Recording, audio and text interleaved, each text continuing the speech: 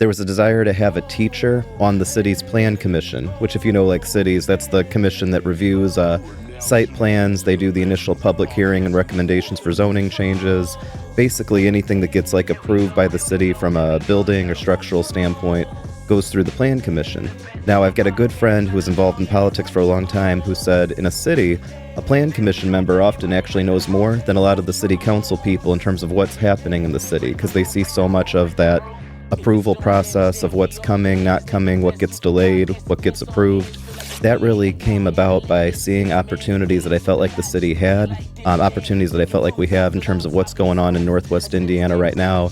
And I remember telling my wife, Meg, I was saying, I feel like if I don't run this year, the upcoming year at the time, 2023, I feel like there are opportunities we have to get some things done right that we might miss. And really, Meg was the only person I needed to run it by. She and I are a partnership. We're also business partners with the music school that we own and run together.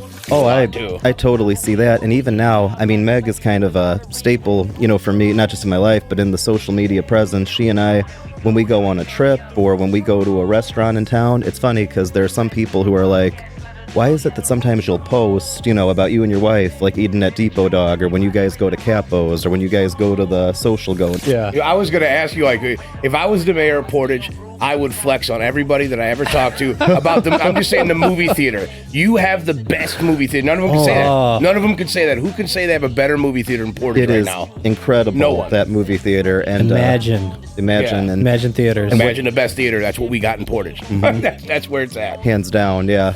To give you an idea, when I opened my business, I could not paint my own walls.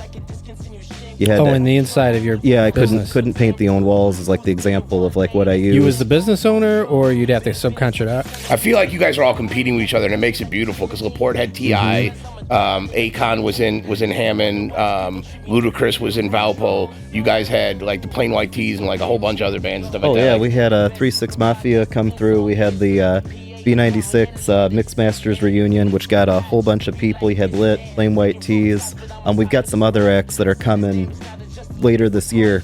There's names I can't say just yet, but I'm really excited for what kind of what's music coming there. I think the big thing, and I think this is true with all the cities, being able to show what we can pull off in terms of concerts. When you have 4,000 people come in from all over, I mean, when you talk about Roxfest that had like Lit and Plain White Tees, there was a family that came from Nova Scotia to be able to come to Portage to hear them play. It's so cool. We got a message from them that it's like, this was great. We love being in your city.